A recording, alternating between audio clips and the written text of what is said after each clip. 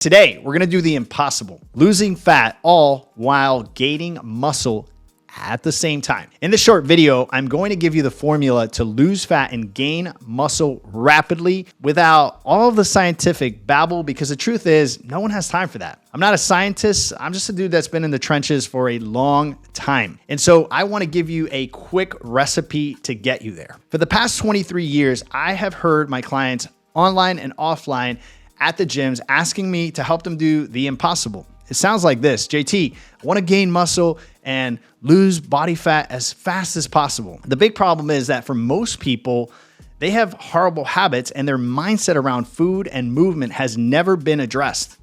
And so, of course, those bad habits and the flawed thinking are getting them the opposite results. They're gaining fat and losing muscle. All of these ideas really, when you get into them, have to do with everything from poor nutrition to sleep deprivation to lack of physical activity, people living sedentary lives. And also, as we age, right, gravity works against us. We lose skeletal muscle, we gain fat. And so as soon as I bring all these things up, the internal resistance in every person that is struggling to lose weight and put on muscle comes up. And it sounds like this: JT, but I'm too busy, I'm too old, I've tried XYZ and it hasn't worked. I have hormonal issues, and of course, the big excuse, I'm big bone.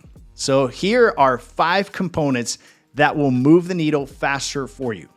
Before I get into it, I would like to preface this conversation with the idea that nothing happens without the right mindset, the right nutrition, the right supplementation, the right kind of resistance training, and of course, lastly, but most importantly, recovery. So let's get started. Number 1, I want to address mindset because I think that's the first and most important thing here. We need to get very, very clear, right? Clarity is knowing exactly what you're aiming for. I know it sounds very simplistic, but hear me out. Most people start out with ambiguous ideas of what they actually want to accomplish.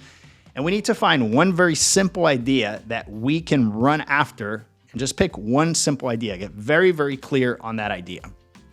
Second to that is discipline, that word that we all cringe when we hear and we think that we have to have some kind of genetic predisposition. Nothing can be further from the truth, because discipline is simply creating daily routines that get you closer to your outcomes, right? So being very strategic around that. And then lastly, inside those 3 components is consistency, doing something that moves the needle in the direction of your goals every single day, regardless of what is going on in your environment. So you're actually staying consistent regardless of what comes up. Maybe it's raining and you're like, oh, I can't go outside because it's raining. No, go outside and get your walk or your jog or your workout in, whatever needs to happen. But consistency is key, right? Down below in the description, you can grab the free 14 steps to dial in your discipline. It's a free PDF that we have in the description box. Go grab it. It's amazing. If you start incorporating that, you're going to see massive, massive returns on investment. Number 2 is the idea of nutrition, right? You've heard this, right? You can't outrun, you can't outwork out a bad diet. If you're not eating well, nothing is going to happen.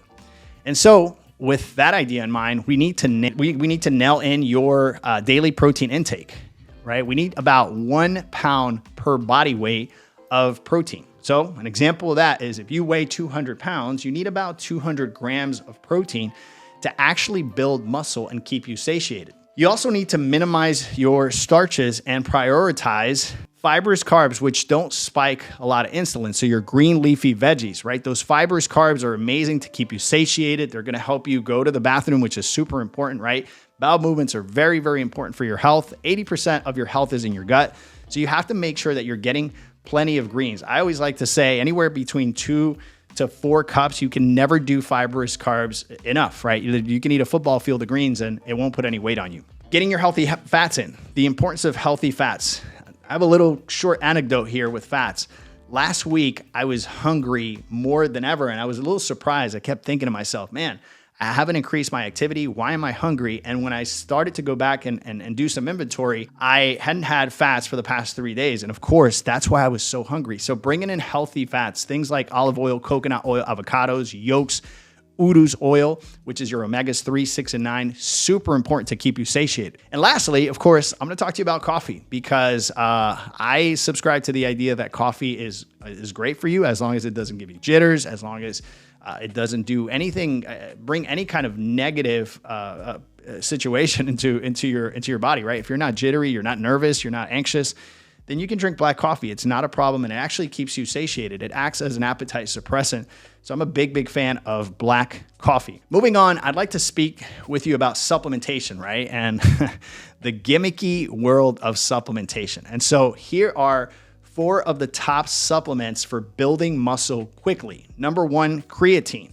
Now, if you're bringing enough red meat into your diet, you might not need creatine, but I always like to bring in a little bit of creatine with at least one of my protein shakes to make sure that my creatine levels are high. Number 2, your omega-3s. The importance of omega-3s, I can't stress how important omega-3s are in the process of building muscle. Omega-3 fatty acids are very important. Number 3, here's one you've probably never heard of, and it's spelled urylithin.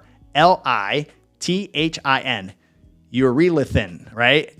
Weird name, and it's urylithin A is basically something that's going to help regenerate your cells, and it's going to keep you restored, and you're going to be able to recover faster from workouts. And so super important. The name is weird and it's a little expensive, but it's definitely something that you want to bring into your diet. Number 4, vitamin D. Super important to bring your vitamin D in when you are suffering from obesity, overweight. What happens is most of the vitamin D in your body gets sucked up by the fat. So when you first get started with vitamin D, if you need to lose 25 plus pounds, you need to keep your levels of vitamin D higher. And as you lose weight, you can decrease those levels of vitamin D. Lastly, electrolytes. I can't stress how important it is to bring your electrolytes in. If you're dehydrated, all sorts of dysfunctionality is going to happen in your body. So you need to make sure that you bring your electrolytes in. Go to eybplanfuel.com and check out our supplements. It's an amazing website that's going to give you a variety of options, and everything I'm talking about here, you're going to be able to find inside of the website. Go to eybplanfuel.com. And of course, last but not least, we need to talk about resistance training. Okay. We need to talk about the resistance training part because as you can see, I'm leaving it very much towards the tail end. And resistance training is important. We need to lift weights so that we can continue to decrease body fat percentages so that your metabolism can stay healthy. And the more muscle in your body, the easier it is to burn fat. So a couple ideas that I want to share with you inside of physical activity. One that's not necessarily a resistance training exercise and should be seen separately is slow burn cardio. Slow burn cardio is simply a brisk walk. It's my favorite thing to maintain muscle. And I love it because you can do it every single day because it's so low impact, right? I have plenty of videos around slow burn cardio and the specific heart rate that you want to target, the amount of time. And so walking is one of the most powerful tools to decrease body fat percentages. And of course, we can't leave resistance training. So we need to talk about compound exercises, right? Resistance training, a minimum of 3 times a week, is super important. Because if you're working out every single day, most likely you're not giving your body enough time to recover. Super important that you are actually hitting the weights and you're hitting compound muscle groups. So the splits that I like to do on Monday, Wednesday, and Friday look like this. Mondays, I like to do push, which is shoulders, tris, core, right? I always like to throw core in there. So shoulders, chest, shoulders, core, and triceps. Okay, that's my Monday workout. Wednesdays, I do legs, core. Fridays, I do back, bicep, and core. There you have all the muscle groups. And then in between, that's when I do my actual walking.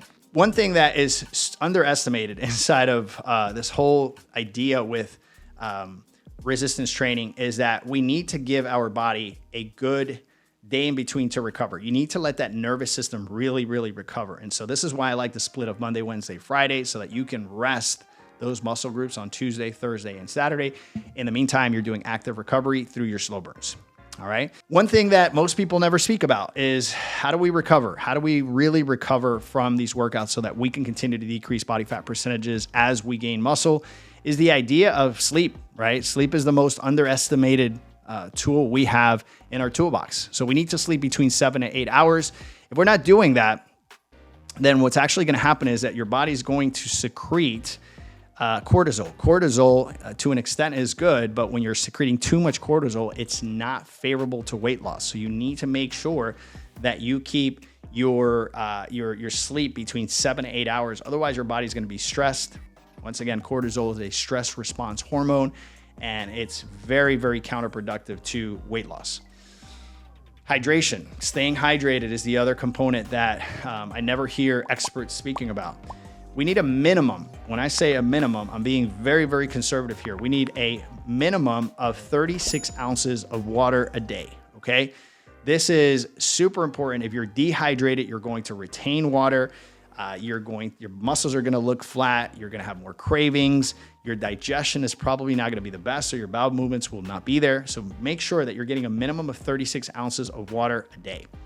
Now, all of this information is probably a little bit overwhelming to you, and I get it. Nothing moves the needle faster than hiring a coach, right? You hear all these concepts, they're great concepts, but a lot of times it's hard to incorporate these concepts for yourself, right? You're like, well, how much of this do I do? And how much of that do I do? Then the fastest route to getting to where you want to go is hiring an actual coach. Sign up for a newsletter for more insights from our team. In the description box below, you're going to see that little link there. Sign up. You're going to see a ton of tips on how to incorporate a lot of the things that I'm talking about here.